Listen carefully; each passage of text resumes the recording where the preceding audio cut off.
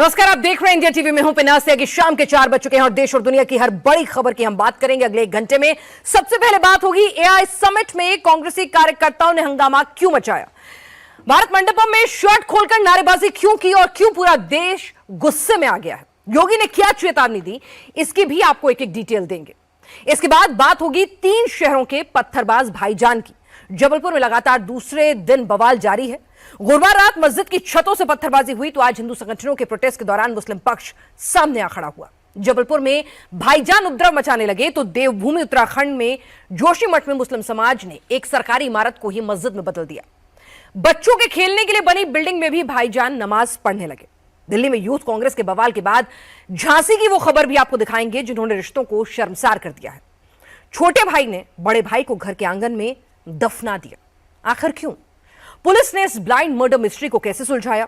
इन 3 बड़ी खबरों पर डिटेल रिपोर्ट होगी, लेकिन सबसे पहले बात करते हैं एआई समिट में यूथ कांग्रेस के बवाल की, जिसने पूरे देश के एक मेगा इवेंट को शर्मसार कर दिया।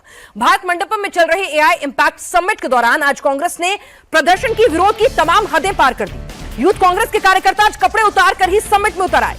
यूथ कांग्रेस के 10 से 12 कार्यकर्ताओं ने, आप देखिए, वो जैकेट में दाखिल हुए, उसके बाद किस तरह से टी-शर्ट उतारकर दुनिया के सामने हंगामा किया। वो एआई समिट जो एक ग्लोबल इवेंट था हिंदुस्तान के लिए, वो देश का इवेंट था, वो किसी पार्टी का इवेंट नहीं था। वहां पर कांग्रेस के कार्यकर्ता बाकायदा एक सोची समझी रणनीति के तहत अपना कैमरामैन लेकर दाखिल हुए। इन लोगों ने अपना रजिस्ट्रेशन पहले कराया हुआ था, क्यूआर कोड इन्होंने स्कैन किया। पहले अंदर किसी तरह की जांच ना हो सके तो टी-शर्ट उल्टी करके पहनी हुई थी ताकि सामने से वो एक सफेद टी-शर्ट जैसी दिखे। उसके ऊपर एक जैकेट पहने हुए थे ताकि जो सिक्योरिटी चेक करे उन्हें किसी भी तरह का कोई शक शुबा ना हो कि भाई ये तो लोकल लोग हैं, अपने एआई समिट में शिरकत करने के लिए आया हुआ यूथ है हिंदुस्तान का। लेकिन उन्हें क्या पता था, ये एक पूरी सोची समझी साजिश की टूल किट थी। किस तरह से रजिस्ट्रेशन कराया गया, किस तरह से जैकेट के पीछे उल्टी टी-शर्ट पहनी गई, जहां प्रधानमंत्री के खिलाफत करते हुए स्लोगन लगे हुए थे, उनकी तस्वीर बनी हुई थी। और वो यहीं तक नहीं रुके, यहां पर नहीं रुके। आप सोचिए, ध्यान आकर्षित करने के लिए प्रदर्शन की किस तरह से तमाम सीमाएं लांघ दी। उन्होंने यह भी नहीं सोचा कि एक ऐसा एआई इवेंट है जहां पर पूरी दुनिया के रिप्रेजेंटेटिव्स आए हुए हैं। हिंदुस्तान खुद को एआई की उभरती शक्ति के तौर पर, एक प्लेटफॉर्म के तौर पर पेश कर रहा है। यह कोई बीजेपी का इवेंट नहीं है, यह आपकी संसद नहीं है, जंतर मंतर नहीं है, कोई प्रोटेस्ट का स्थल नहीं है। यह आपके देश के लिए, आपके देश की प्रगति के लिए एक इवेंट हो रहा है। वहां पर आप मुखालफत करना चाहते हैं, वो भी ट्रेड डील की। इसका क्या औचित्य है? क्या मैसेज आप पूरी दुनिया को देना चाहते हैं? अगले दिन अखबारों की सुर्खियां क्या बनेगा? हमारा एआई इवेंट, या उसके लिए होती हुई हमारे इंफ्रास्ट्रक्चर में बेहतरी, या फिर ये प्रोटेस्ट? ये जिस तरह से टी-शर्ट उतार कर इस तरह से इस अंदाज में प्रोटेस्ट किया गया, ये तस्वीरें अब ग्लोबल प्लेटफॉर्म की सुर्खियां बनेंगी, या फिर जरा सोच कर देखिए वो इवेंट जिसके जरिए हिंदुस्तान ज्यादा नौकरियां, तरक्की के अवसर तलाश रहा था।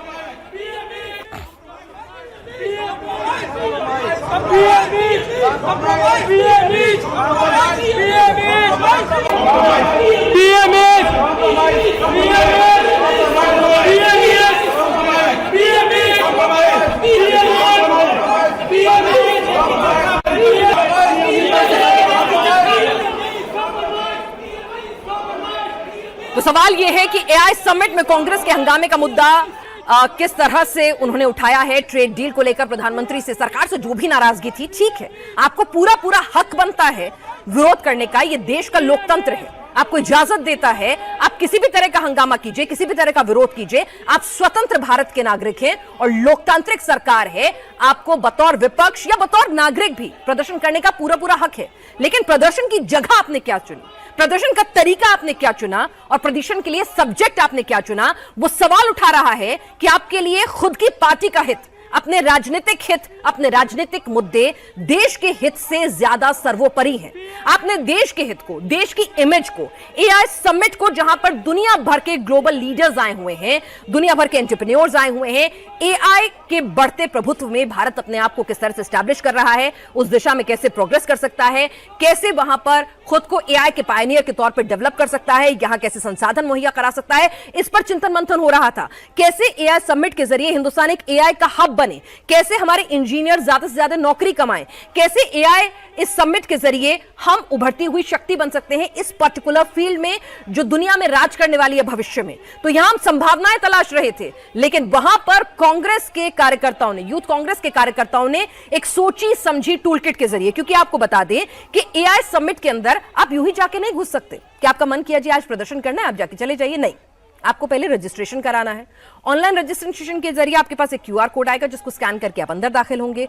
तो यानी आपने रजिस्ट्रेशन कराया, आपने पूरे दिमाग में क्लियर कट पिक्चर बना ली थी कि हां हमें विरोध करना है। आपने जरा भी नहीं सोचा कि विरोध का प्लेटफॉर्म क्या है, विरोध की जगह क्या है, कौन आया हुआ है, इवेंट क्या है, उससे मेरे देश की छवि को क्या फायदा होगा। वो किसी सरकार का खाली इवेंट नहीं था, बीजेपी का इवेंट नहीं था, वो देश के लिए इवेंट था, हिंदुस्तान की सरकार ने इवेंट ऑर्गेनाइज कराया था। तो क्या आप पूरी दुनिया की सुर्खियां, पूरी दुनिया का ध्यान उस इवेंट से, उसके मुद्दे से हटाकर ये मैसेज देना चाह रहे थे दुनिया को, दुनिया के अखबारों की सुर्खियों में ये तस्वीरें छुपाना चाह रहे थे, या फिर आप एक ग्लोबल आईटी हब के साथ साथ एक ग्लोबल एआई पायनियर के तौर पर अपने देश की छवि मजबूत करना चाह रहे थे। लेकिन आपने पूरी एक सोची समझी टूलकिट के जरिए एक क्यूआर कोड के जरिए रजिस्ट्रेशन कराया। उसके बाद आप सोचिए आपने इस कदर प्लानिंग की, क्योंकि आप जानते थे कि अगर इस तरह की टी शर्ट पहन के जस्ट वॉक इन करेंगे तो कोई भी आपको सिक्योरिटी के लिहाज से रोकेगा।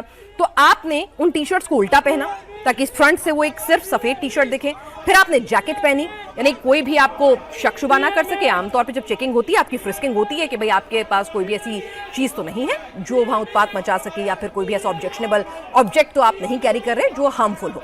तो आपकी चेकिंग हुई, चेकिंग में आप क्लियर हो गए। उसके बाद आप जाते हैं, आप सोचिए कैमरामैन भी वहां पर मौजूद है जो आपकी पूरी तस्वीरें ले गए, यानी कि आप इस पूरे हंगामे को किस कदर एक इंटरनेशनल प्लेटफॉर्म पे उछालना चाहते थे, किस तरह से आप सुर्खियां बटोरना चाहते थे। तो ये सब कुछ क्लियर है कि ये कोई इत्तेफाक से गुस्से में किया हुआ प्रोटेस्ट नहीं था, एक सोचा समझा प्रयोग था जिसमें देश हित को भी ताक पे रखा गया।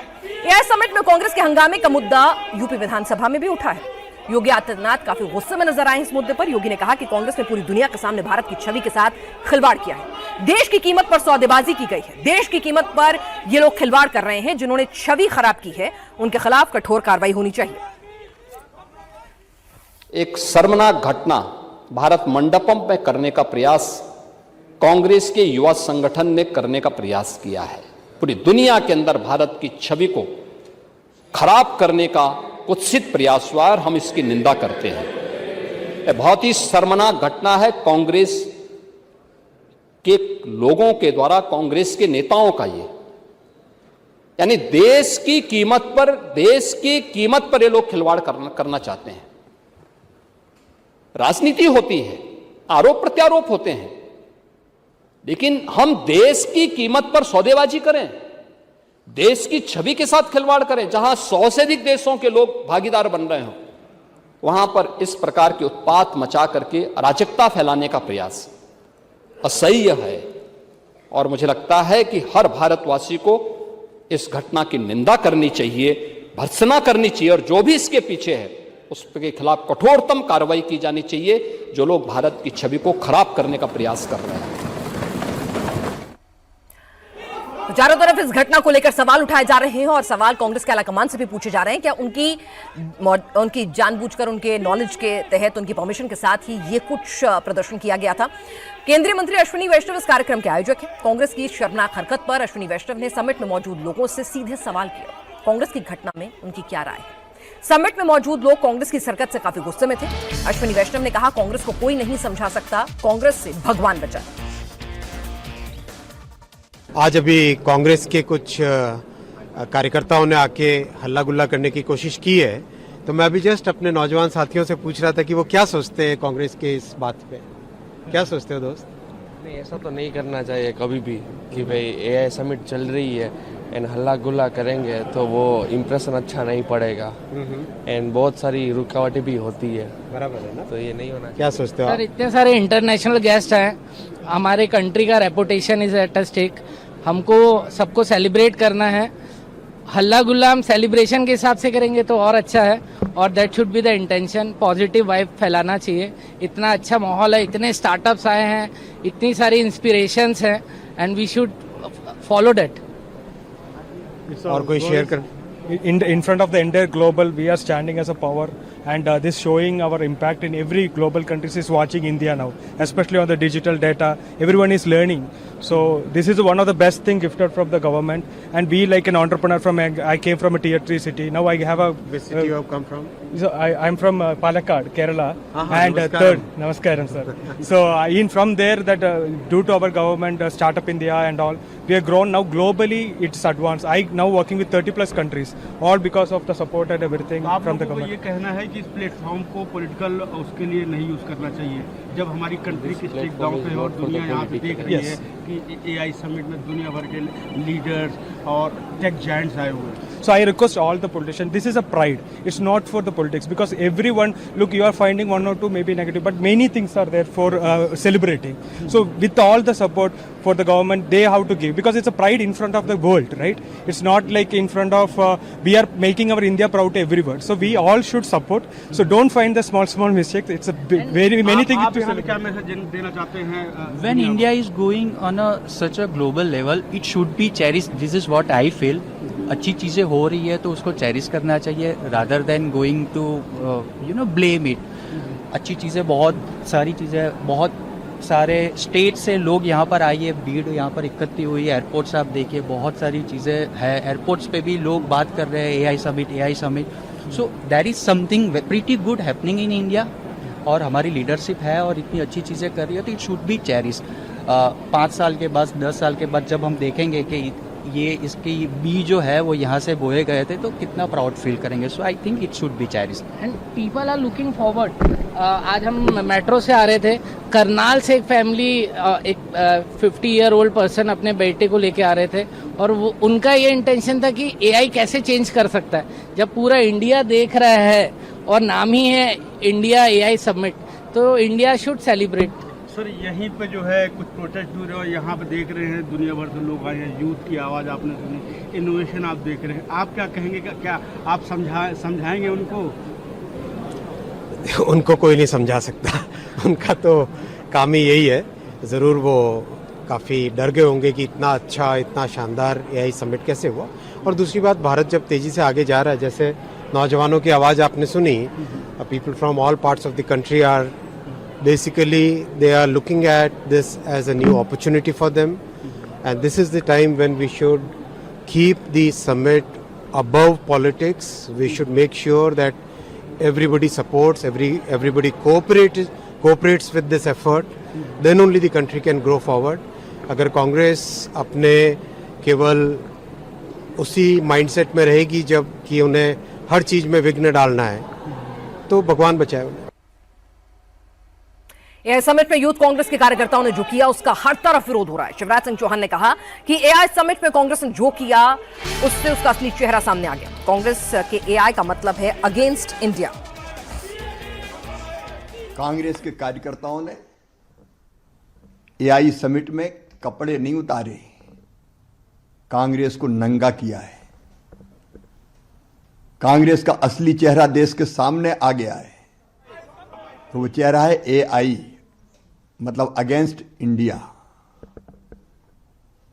एक ऐसा प्रतिष्ठित मंच जहां सारी दुनिया भारत की प्रगति और संभावनाओं को निहार रही है, वहां जाके ऐसा भोंडा और अराजक प्रदर्शन, ये केवल कपड़े नहीं उतारे, ये भारत माता की प्रतिष्ठा के साथ खिलवाड़ किया गया है. ये देशद्रोह है.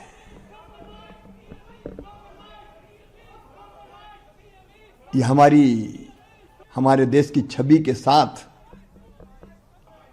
छेड़छाड़ है. मोदी जी का विरोध करते करते इतने अंधे हो गए कि देश का विरोध करने लगे. देश की छवि धूमिल करते हुए उनको लज्जा नहीं आई, शर्म नहीं आई. आज जवाब देना पड़ेगा. AI समिट में कांग्रेस के प्रोटेस्ट को लेकर अब बीजेपी सीधे राहुल गांधी से सवाल पूछ रही है. बीजेपी सांसद और प्रवक्ता संबित पात्रा ने कहा कि प्रदर्शन का पूरा प्लान राहुल गांधी के घर पर सोनिया और प्रियंका की मौजूदगी में बना था. इन कार्यकर्ताओं ने अपना रजिस्ट्रेशन कराया. रजिस्ट्रेशन करने के पश्चात, रजिस्ट्रेशन पहले कराया, आज नहीं कराया, रजिस्ट्रेशन पहले कराया, बार कोड प्राप्त हुआ, बार कोड लेकर ये अंदर घुसे, एक डिजाइन के साथ अंदर घुसे, जिसमें इन्होंने उल्टा टी शर्ट पहन रखा था, दिख नहीं रहा था टी शर्ट पे क्या लिखा है, और अंदर जाके ये एक तरह से टॉपलेस हो जाते हैं, अपने कपड़े उतार देते हैं और उसके साथ प्रोटेस्ट करते हैं। ये प्लानिंग कहां बनी थी? ये कोई सड़क चलते हुए यूथ कांग्रेस के किसी लीडर ने ये प्लानिंग नहीं बनाया। ये राहुल गांधी, सोनिया गांधी और प्रियंका वाड्रा की मौजूदगी में राहुल जी के निवास स्थान पे ये प्लानिंग किया गया था। ये प्रयोग है, ये संयोग नहीं है। राहुल गांधी और Congress party, the traitors of the highest order, देश के सबसे बड़े गद्दार, रंग में भंग डालना इनका काम है। जहां देश आगे बढ़ेगा, जहां देश में खुशियों की रंग छाएगी, वहां वो भंग जरूर डालेंगे। ये गद्दार है। ऑपरेशन सिंदूर होगा, प्रश्न उठाया जाएगा। पाकिस्तान का गुणगान होगा, हिंदुस्तान की कमी निकाली जाएगी। एयर स्ट्राइक होगा, हिंदुस्तान को धिक्कार कहेंगे और पाकिस्तान का जय जयकार करेंगे ये राहुल गांधी। और जब सर्जिकल स्ट्राइक होगा तो यही वो गद्दार है जो खून की दलाली कहता है और पूरे विश्व में भारतवर्ष को अपमानित और बदनाम करने का प्रयास करता है। यही वो गद्दार है। He is the traitor who goes to foreign land, sits there in a seminar and says that the ruling dispensation of India is, which is equal to Muslim terrorist organization. Bharat Mandapam में चल रही है समिट में हंगामा करने के आरोप में दिल्ली पुलिस ने 4 लोगों को हिरासत में ले लिया है। नई दिल्ली के एडिशनल कमिश्नर देवेश कुमार के मुताबिक हंगामे की प्लानिंग पहले से तय थी।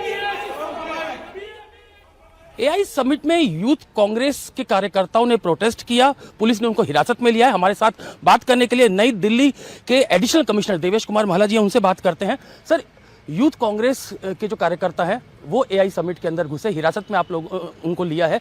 कौन लोग हैं, क्या नाम है इनके? 4 लोगों को हमने डिटेन किया है। 8 से 10 लोगों ने प्रोटेस्ट की थी, बाकी की भी जांच जारी है। 4 लोग जिनको हमने डिटेन किया, उनकी अभी तक प्रिलिमिनरी इंक्वायरी में पता चला है कि कृष्णा हरी हैं, जो बिहार के रहने वाले हैं, राष्ट्रीय सचिव हैं इंडियन यूथ कांग्रेस के। 4 लोग जो पकड़े हैं, 4 इंडियन यूथ कांग्रेस के वर्कर हैं। सेकंड कुंदन यादव हैं, जो बिहार के रहने वाले हैं, प्रदेश सचिव हैं इंडियन यूथ कांग्रेस के। फिर अजय कुमार हैं, जो यूपी के रहने वाले हैं, प्रदेश उपाध्यक्ष हैं पूर्वी zone Indian youth Congress.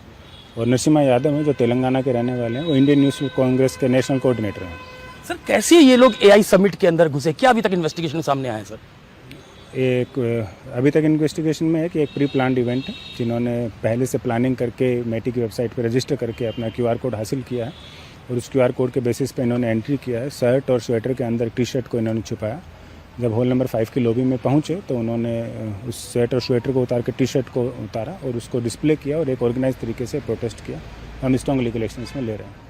Strong legal action की अगर आप बात कर रहे हैं सर, तो हमने कई बार देखा जब ऐसे प्रोटेस्ट होते हैं तो प्रोटेस्टों को छोड़ दिया जाता है हिरासत में लेने के बाद। तो क्या इन लोगों की गिरफ्तारी इस मामले के अंदर हो सकती है?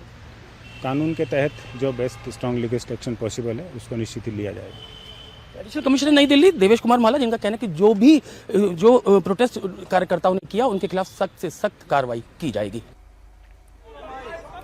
भारत मंडपम में यूथ कांग्रेस के कार्यकर्ताओं का प्रदर्शन अचानक नहीं बल्कि पूरी प्लानिंग के साथ किया गया, क्योंकि एआई समिट में घुसने के लिए यूथ कांग्रेस के कार्यकर्ताओं ने 2 महीने पहले ही रजिस्ट्रेशन करवा लिया था। 20 यूथ कांग्रेस के लड़के यहां पहुंचे थे। उन्होंने टी-शर्ट पहनी थी और टी-शर्ट पर लिखा था पीएम इज कॉम्प्रोमाइज्ड। वो यहां आते हैं, यहां पीछे आप गूगल का स्टॉल उस वीडियो में देख पा रहे होंगे। गूगल के स्टॉल से होते हुए सामने गुजरते हैं। यहां जियो का स्टॉल है जिसमें जियो इंटेलिजेंस का जिक्र है और सामने पीछे ब्रांडिंग है एआई समिट की। वहां पर वो टी-शर्ट उतारकर टी-शर्ट को प्रदर्शित करते हुए प्रदर्शन कर रहे थे। इंटरनेशनल समिट में जब वर्ल्ड की सबसे बड़ी AI company Google, Microsoft, IBM सब आए हैं, 20 देशों के प्रतिनिधि यहां पर मौजूद हैं। उस वक्त इंडियन यूथ कांग्रेस ने यहां प्रोटेस्ट करने का फैसला किया और उस पर लिखा गया था पीएम इज कॉम्प्रोमाइज। लेकिन आपको एक बात नहीं भूलनी चाहिए कि जो प्रोटेस्ट संसद में होता है वहां सांसदों को प्रिविलेज होती है, लेकिन यहां किसी को देश का नाम खराब करने की प्रिविलेज नहीं है। तो ये राजनीति कहां तक जायज है और क्या एक अंतर्राष्ट्रीय मंच को इस तरीके से राजनीतिक तौर पर देश के खिलाफ इस्तेमाल करना चाहिए, ये बड़ा सवाल है। ये मेन हॉल है जहां पर सभी बड़ी कंपनियां हैं। पीछे गूगल है, यहां टीसीएस है, यहां जियो है और यहीं पर प्रधानमंत्री नरेंद्र मोदी विजिट करते हुए नजर आए थे। वो यहां रजिस्टर्ड ऑडियंस के तौर पर पहुंचे और टी शर्ट उन्होंने अंदर पहनी हुई थी जिसको बाद में डिस्प्ले किया गया, क्योंकि यहां किसी की ऐसे तलाशी नहीं होती कि आपकी टी शर्ट पर मैसेज क्या लिखा है वो देखा जाए। और अगर कोई इस तरह से पुलोवर, स्वेटर या जैकेट पहन ले तो नहीं बता सकते कि वो क्या लिखा हुआ था, कैसे लिखा हुआ था। वो बाकायदा रजिस्टर्ड होने के बाद आए हैं। तो इससे पता चलता है कि एआई समिट में इस तरह का प्रदर्शन करना है। जबलपुर में लगातार दूसरे दिन बवाल जारी है। हिंदू और मुस्लिम समाज के लोग आमने सामने आ गए। इस वक्त की बड़ी खबर आपको बता दें, जबलपुर के सिहोरा में फिर हालात बिगड़े हैं। पत्थरबाजी के खिलाफ हिंदू संगठनों का प्रदर्शन हुआ है। कल मस्जिद की छत से पत्थरबाजी हुई थी। जुमे की नमाज के बाद आमने सामने आ गए थे हिंदू मुस्लिम पक्ष। हालात को काबू करने के लिए पुलिस ने लाठीचार्ज भी किया।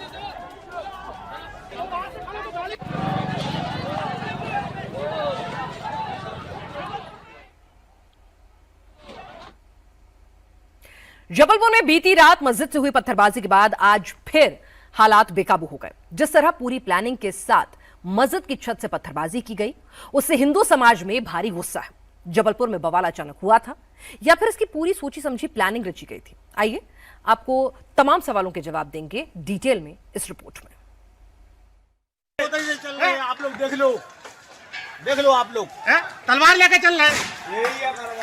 देख लो आप ही लोग, देख लो सब वही से चल रहे हैं। अपने यहाँ तो देखो मंदिर में चलना बहुत गलत हो रहा, मंदिर में चलना वो बच्चे पे चढ़े हैं। जबलपुर में जो पत्थरबाज हैं वो भाईजान हैं। कर्नाटक के बागलकोट में भी भाईजान ने ही पत्थर बरसाए हैं। रमजान के पाक महीने में भाईजान ने हैदराबाद में माहौल खराब कर दिया। ऐसी पत्थरबाजी की कि दंगे तक की नौबत आ गई। शहर शहर से भाईजान के रमजान पर कहर की तस्वीरें सामने आ रही हैं। जबलपुर में मंदिर की आरती के दौरान बवाल मचा तो बागलकोट में शिवाजी जयंती जुलूस पर पथराव किया गया। हैदराबाद से भाईजान की भीड़ हिंदू जुलूस के सामने आ गई। धार्मिक नारेबाजी की गई। अगर पुलिस तुरंत एक्टिव नहीं होती तो बड़ा सांप्रदायिक तनाव भड़क सकता था। यह पत्थरबाजी अचानक नहीं की जा रही। रमजान के मौके पर बवाल की पूरी तैयारी थी। मस्जिद की छत पर भाईजान ने पहले से ही पत्थर जमा कर लिए थे। शाकिर ने दंगाइयों को बवाल का समय और जगह पहले से ही बता दिया था। देखिए कैसे मस्जिद की छत से भाईजान मंदिर पर पत्थर चला रहे हैं। भाईजान को रमजान के मौके पर मंदिर में हो रही आरती बर्दाश्त नहीं हो रही।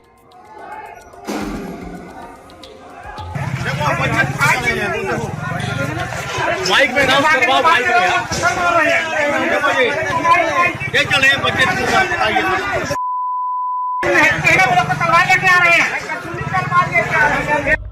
पत्थरबाजी कर रही इस भीड़ में दर्जन भर से अधिक भाईजान शामिल हैं। सिर पर टोपी पहने भाईजान दनादन पत्थर बरसा रहे हैं। किसी के हाथ में डंडे हैं तो कोई सड़क पर बिखरे पत्थर को ही अपना हथियार बना रहा है।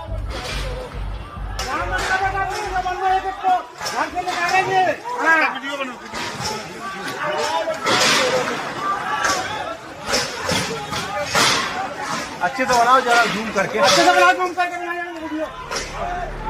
पत्थरबाजी कर रही भीड़ को पता है कि उनका वीडियो बन रहा है। उनकी एक एक करतूत कैमरे में कैद हो रही है, लेकिन भाईजान को कानून का जरा सा भी खौफ नहीं है।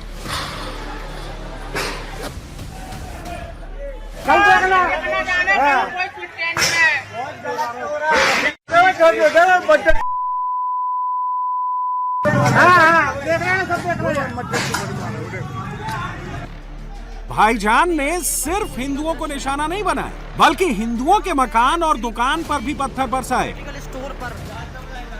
घंटों तक मुस्लिमों की भीड़ आतंक मचाती रही। जब दंगाई पुलिस के समझाने पर भी नहीं माने, तो पुलिस ने आंसू गैस के गोले दागकर उपद्रवियों को भगाया।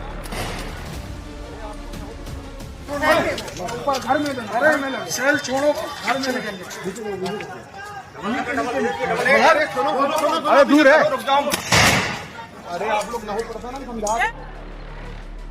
पुलिस के एक्शन के बावजूद दंगाई पीछे हटने को तैयार नहीं हुए। वो अलग अलग जगहों से हिंदू मकानों और दुकानों को टारगेट बनाते देखे। यहाँ पे श्री बालाजी मेडिकल स्टोर पर अतिक्रमण हो रहा है। यहाँ पर तोड़ फोड़ की जा रही है। इधर पे बड़ी होली पास, अब पता नहीं आपस से कौन व्यक्ति कौन कैसा क्या है, अपन को नहीं मालूम। जबलपुर में बीती रात किस कदर बवाल मचा था, दंगाइयों ने कैसे पूरे इलाके को बंधक बना लिया था, सड़क पर बिखरे इन पत्थरों को देखकर अंदाजा लगा लीजिए। बवाल की ये तस्वीरें सिरोहा के आजाद चौक के वार्ड नंबर 5 की हैं, जहां दुर्गा मंदिर में आरती और मदीना मस्जिद में तरावी चल रही। तभी मस्जिद से कुछ लोग पहुंचे और दुर्गा मंदिर में मौजूद एक शख्स को खींचने लगे। मुस्लिम समुदाय के लोग हिंदू युवक को मंदिर से खींचते हुए बाहर लाए। इस दौरान मंदिर की रेलिंग टूट गई और युवक के कपड़े फट गए।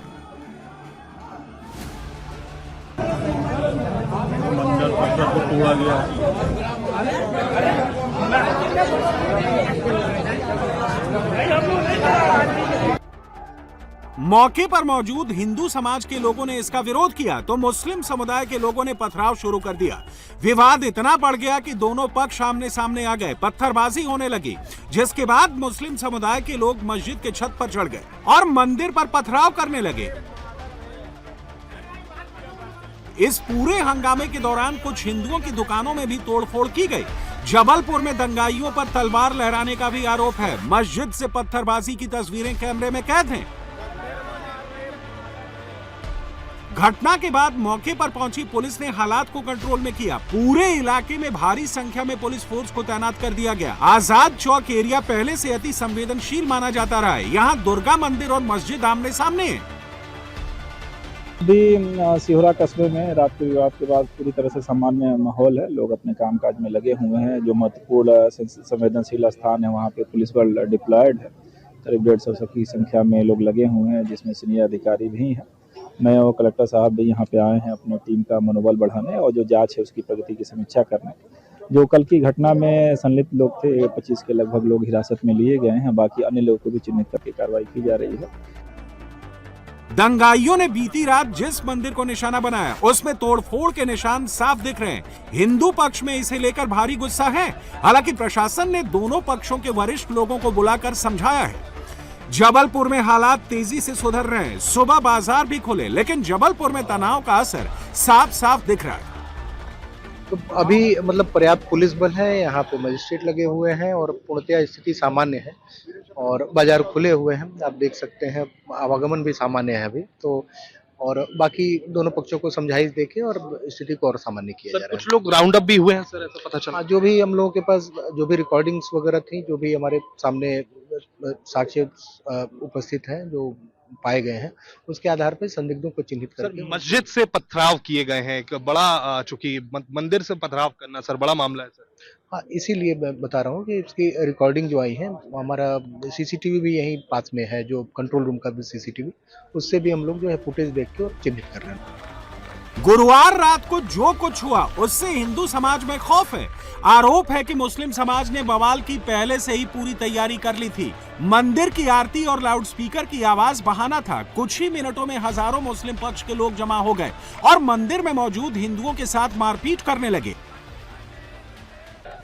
बीती रात हुए बवाल के बाद हिंदूवादी संगठनों ने भी मोर्चा खोल दिया है। सुबह विश्व हिंदू परिषद और बजरंग दल के कार्यकर्ताओं ने सिहोरा थाने को घेर लिया और थाने के बाहर हनुमान चालीसा का पाठ किया।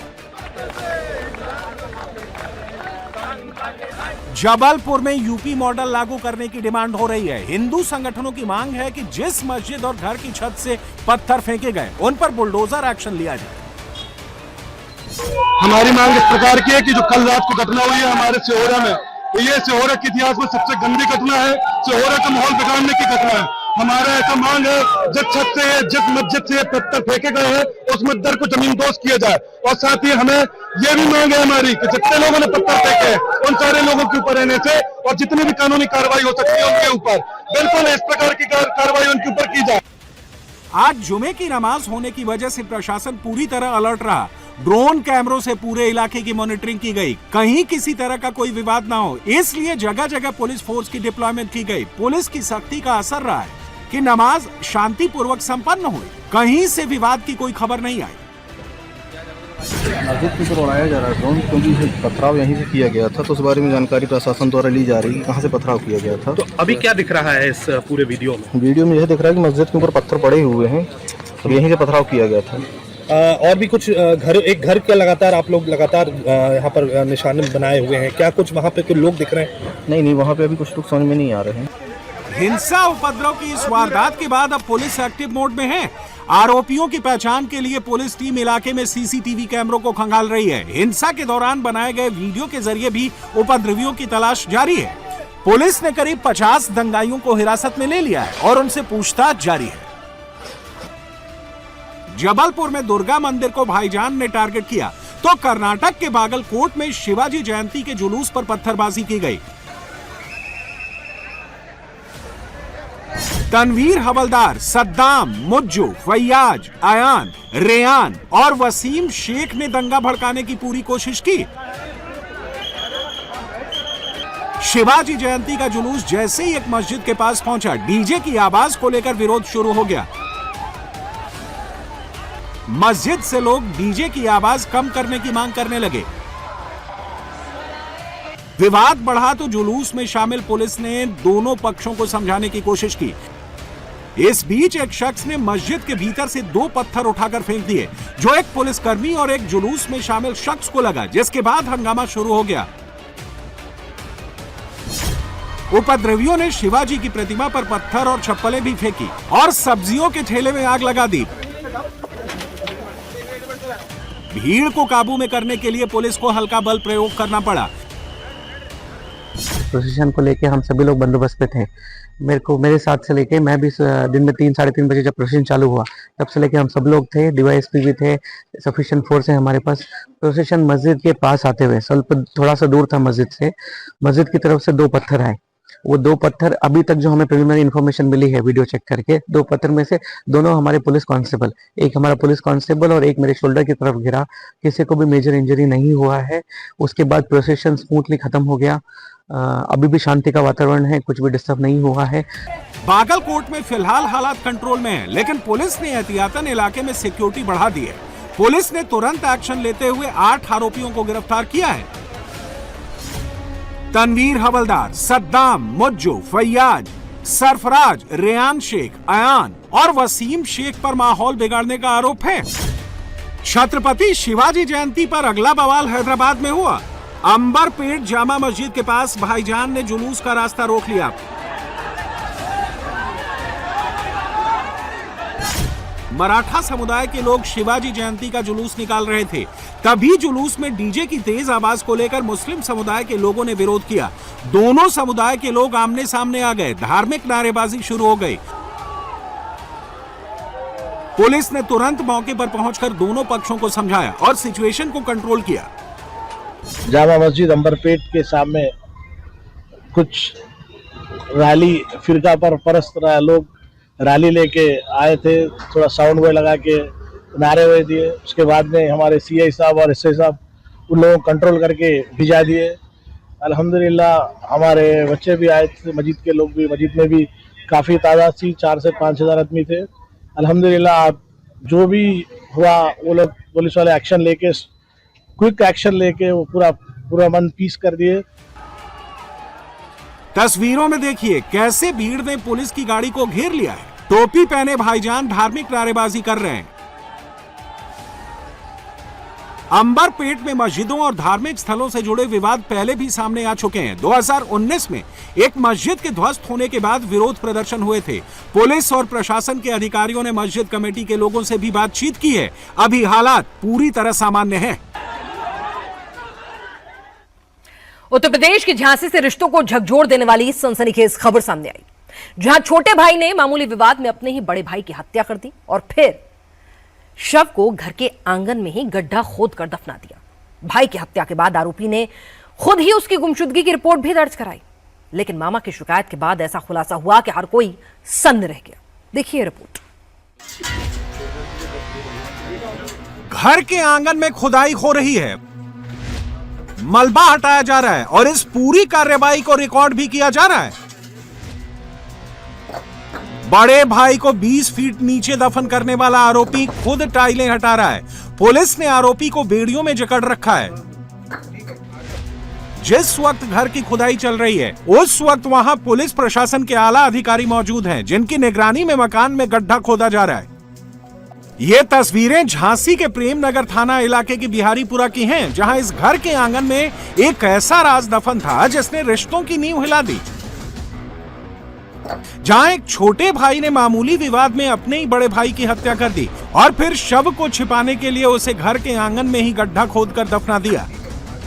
आरोपी ने बताया कि बड़ा भाई तारिक चाय बनाने के लिए नीचे आया, तभी छोटे भाई के कमरे की कुंडी खटखटा दी, जिसको लेकर दोनों भाई भिड़ गए और छोटे भाई ने बड़े भाई को मौत के घाट उतार दिया। वो सो रहे होंगे तो हमने कुंडी बजाई गेट खोलने के लिए, चाय बनाने आए थे, तो शायद उस वजह से वो गाली गलौच हुई। वो भी नींद से उठे थे, हम भी। तो उसी गुस्से में आपने मार दिया। छोटे भाई मुर्सरिक बेग ने अपने बड़े भाई तारिक की कुल्हाड़ी से हत्या कर दी और फिर सबूत मिटाने के लिए उसके शव को घर के आंगन में गाड़ दिया। ये कि बहुत गलत हो गया, अगर उस वक्त थोड़ा गुस्से पे काबू पा लिया होता। काहे से मारा था? कुल्हाड़ी से। क्यों मारा था? सोते में मारा? कैसे मारा? आरोपी मुर्सरिक बेग ने बताया कि वो गुस्से में इतना बौखला गया था कि उसने अपने ही भाई को मार डाला, लेकिन अब उसे अपनी करनी पर पछतावा हो रहा है। आखिर मारा क्यों था? मारा किस लिए था? ऐसा वासी तब आउट ऑफ कंट्रोल हो गया। अच्छा, तो रहते कहाँ थे? इसी कमरे में ऊपर। डर नहीं लगता था? देखते थे कि हमारे भाई की लाश गड़ी हुई है यहाँ पे। अफसोस बहुत होता। बड़े भाई की जान लेने के बाद छोटे भाई को अब अपनी गलती का एहसास हो रहा है। आरोपी ने कहा कि अगर वो गुस्से पर काबू कर लेता तो आज उसका भाई जिंदा होता। कहाँ वार किया था? सिर पे? मलाल हुआ था कि नहीं हुआ है? पछतावा है कि नहीं है? जो भी तो एक्सेप्ट किए खुद जाते हैं। अच्छा, पछतावा है भाई को मारने? तो इतने दिन क्यों छुपाए रहे आप? बहुत अफसोस। मुर्सरिक बेग ने बताया कि इस वारदात में उसके साथ कोई और शामिल नहीं था। वारदात के समय उसकी मां घर से बाहर थी और पत्नी अपने मायके गई हुई थी। भाई को गाड़ने के बाद कितने दिन तक रहे आप? 8-9 दिन। इस मकान में रहे? इसी मकान में रहे।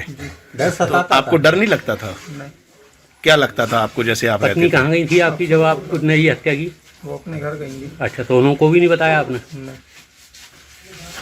ये सब आप अकेले करते रहे काम? हाँ। और कोई भी साथ में था आपके? नहीं। तो पुलिस को बताने से पहले आपने किसी और को बताया? पत्नी को बताया? डायरेक्ट पुलिस को बताया। भाई की हत्या करने के बाद आरोपी करीब 1 हफ्ते तक अपने घर वालों को गुमराह करता रहा। लोगों को उस पर शक ना हो, इसलिए उसने खुद पुलिस स्टेशन जाकर अपने बड़े भाई की गुमशुदगी की रिपोर्ट दर्ज कराई थी। अच्छा, गड्ढा गाय से खोदा था? गेटी खड़ुए। उसी दिन गाड़ा था? जिस दिन खोदा उसी दिन गाड़ा? अच्छा, माँ को आप गुमराह करते रहे क्यों? माँ से क्या कहते रहे आप? कि पता नहीं कहाँ। अच्छा, फिर आप गए थे थाने रिपोर्ट लिखाने? ये इतने दिन बाद फिर क्यों आपने सोचा कि हम अब एक्सेप्ट कर लें? वो अफसोस जीने नहीं। लेकिन जब माँ और मामा को उस पर शक हुआ तो मामा ने पुलिस को उसके खिलाफ शिकायत दी। पुलिस ने सख्ती दिखाई तो आरोपी टूट गया और बड़े भाई की हत्या की बात को कबूल कर लिया।